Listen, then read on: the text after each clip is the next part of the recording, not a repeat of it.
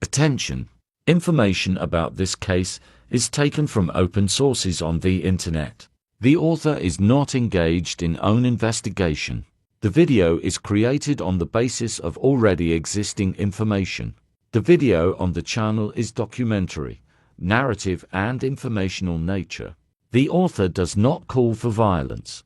Maria del Rocio Alfaro is guilty of the murder of Autumn Wallace. The defendant killed 9-year-old Autumn Wallace on June 15, 1990, during a burglary and robbery at Wallace's home. Autumn's body was found in the bathroom of the home with more than 50 stab wounds. The defendant was a high school friend of the victim's sister, April Wallace, and lived approximately 3 blocks from Wallace's home. Autumn Wallace, the murder victim, was 9 years old. She lived with her mother, Linda Wallace, a clerk of the Orange County Superior Court, with her older sister, April Wallace, and her young son on Headland Street in Anaheim, California. Autumn's friend, Christina S., testified that on Friday, June 15, 1990, it was early afternoon at their school at 2:35 p.m. School recess ended, and around that time, she and Autumn left school and went to Autumn's home. 3 of Wallace's neighbors testified that on the afternoon of Autumn's murder, they each separately saw a reddish or golden bronze Monte Carlo parked in Wallace's driveway and 2 Hispanic men standing nearby, facing the street. One of the men was holding a child, approximately 18 months old. The man and the child were later identified as Antonio Shorty Reynoso. April Wallace testified that she tried to call Autumn at approximately 4:30 p.m. to let her know she would be home late from work, but Autumn didn't answer. April returned home at approximately 5:15 p.m. to find the front door locked. She entered and found the house in disarray. The hallway closet was open, and things were scattered about. April called out to Autumn, but received no answer. Entering the bedroom, April noticed that the television and mirror were missing, and some clothes were scattered about. April immediately left the house and crossed the street to a neighbor's house. At approximately 5:40 p.m., Linda Wallace arrived at the house, and April informed her that the house had been burglarized and Autumn was missing. Linda entered the house looking for Autumn and noticed that many things were missing. Unable to find a phone in the house, Linda asked April to call the police from another location. While April ran to the neighbor's house, Linda searched her house and discovered Autumn's body in the bathroom. The defendant was a high school friend of April Wallace's and lived approximately 3 blocks from the Wallace house. During her friendship with April, the defendant visited the Wallace house many times and lived there for a time while pregnant with her second child. April testified that after 1989, she and the defendant stopped being friends because April doubted her credibility. The defendant told police she decided to kill Autumn because the child might identify her as the burglar. She explained that she took a knife into the bathroom and contemplated the murder for several minutes. After calling Autumn into the bathroom, the defendant took an eyelash curler from her makeup bag and asked Autumn to clean it. Autumn complied, and after she turned around at the defendant's request, the defendant began stabbing her.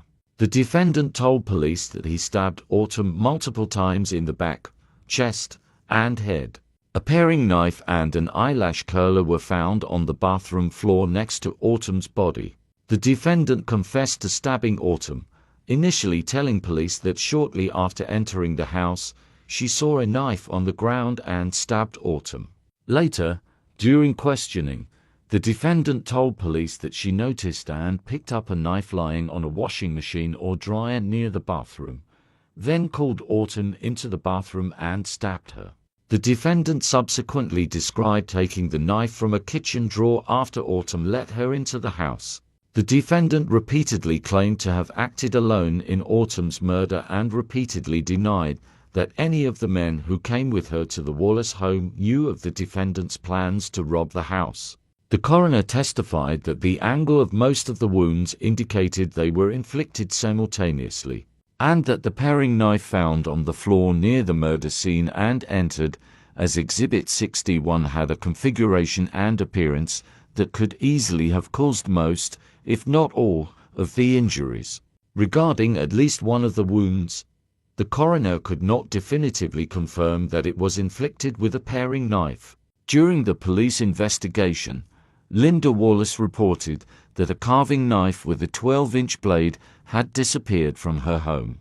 DNA testing by the Orange County Sheriff's Department Crime Lab showed that blood found on the sole of the defendant's Law Gear shoe matched Autumn Wallace's blood, but did not match the defendant's. Several shoe prints found on the linoleum near the bathroom revealed the same general class characteristics as the defendant's Law Gear shoe prints. Furthermore, the defendant's fingerprints and palm prints matched some of the 26 fingerprints and a palm print found in various locations in the house. A paring knife and eyelash curler were found on the bathroom floor near Autumn's body. The defendant told police that she then removed the television from April's room and the VCR from the living room and carried them to the car, where Reynoso and the driver were waiting with Manny.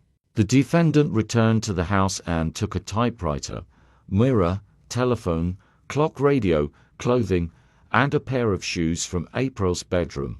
She removed a telephone, iron, lamp, radio, and Nintendo game console from Linda Wallace's bedroom, and a clock and calculator from the living room. The defendant attempted to remove the microwave, but later discovered it was too large for the car. When leaving Wallace's house, the defendant took the knife she had stabbed Autumn with. An autopsy revealed that Autumn Wallace had suffered more than 50 stab wounds to the head, neck, upper torso, chest, front of the body, and back. Wounds to the heart and larynx were the cause of her death. The first stage of the sentencing trial ended in a denial of prosecution. After a retrial, the jury returned a death sentence. The trial court denied an automatic motion to amend the sentence.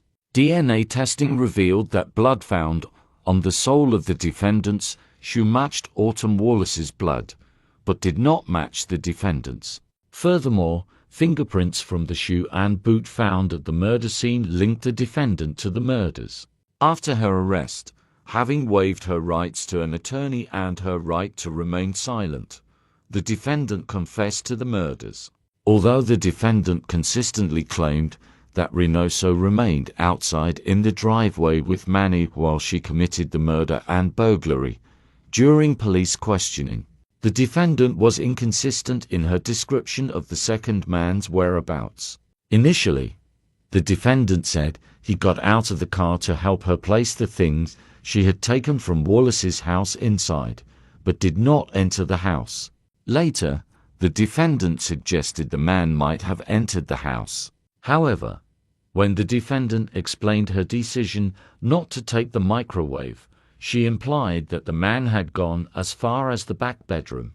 The defendant did not testify at the guilty plea, but claimed that the man who brought her and her accomplice to Wallace's home pressured her to kill Autumn, threatening the lives of herself and her family. Giffen testified that during a conversation with the defendant, he recalled witness statements about a small child being seen in front of the house with two Hispanic men. The next day, after learning that a fingerprint lifted in Wallace's bathroom matched the defendant's, Giffen interviewed the defendant in Stanton. The defendant denied any involvement in the crimes.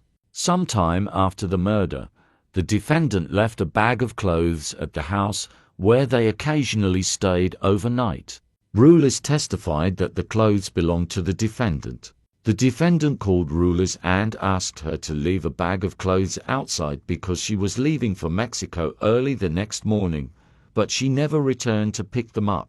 Investigator Giffen retrieved the bag from Rulers on June 24, 1990. During the search of the bag, Cueva was the father of the defendant's youngest children. The defendant was addicted to heroin and cocaine, and on the day of the murder, she left Cueva's home at approximately 11 a.m. to buy drugs, taking Manny with her. An unidentified acquaintance drove the defendant to the Anaheim neighborhood known as Little Tijuana, where she found a man named Juan, who worked with her mother at Disneyland. Juan directed the defendant to a neighboring apartment, where rumor had it that some guy downstairs named Juro was selling drugs. The defendant left Manny with Juan in his apartment, while she and another woman named Sabrina went to buy drugs, purchasing 2 dime bags each of cocaine and heroin. Afterward, the defendant and Sabrina returned to Juan's apartment, where they prepared and injected the drugs until approximately 2 p.m. Cueva was the father of the defendant's youngest children.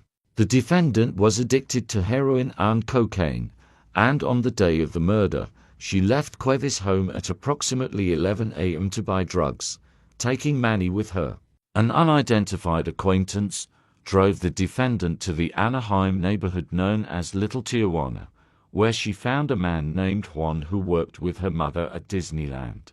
Juan directed the defendant to a neighboring apartment, where rumor had it that some guy downstairs named Juro was selling drugs. The defendant waived her right to testify in her own defense, and the defense called no witnesses.